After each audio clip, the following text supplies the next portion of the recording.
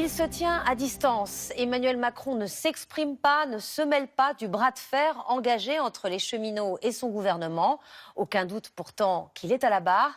Et lorsqu'il sort de l'Élysée pour un déplacement, il est interpellé sur ses réformes, sur sa politique et sur sa fermeté. Guillaume Daret, Sophie Brune et Chloé Cornery. Derrière les sourires et les photos, Emmanuel Macron, rattrapé par les mouvements sociaux dans cet hôpital de Rouen.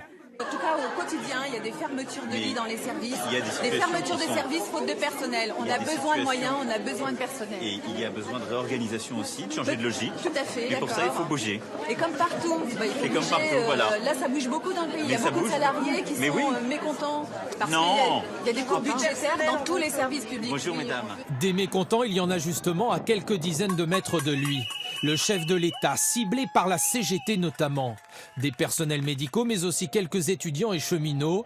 Le chef de l'État veut éviter toute arrogance, mais sur le fond des réformes, il ne lâche rien.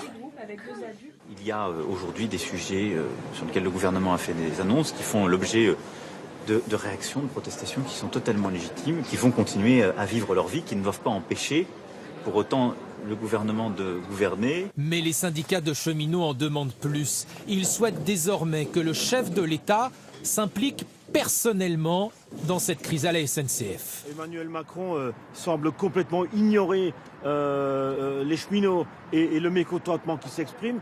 Nous, de notre côté, forcément, face à une pression, face à des propos qui montent d'un cran, forcément, nous, à côté, on va monter d'un cran également. Dès ce matin, en effet, le Premier ministre a rappelé que la disparition du statut de cheminot pour les futurs recrues n'est pas négociable, même s'il ne ferme pas la porte à la concertation sur les autres sujets.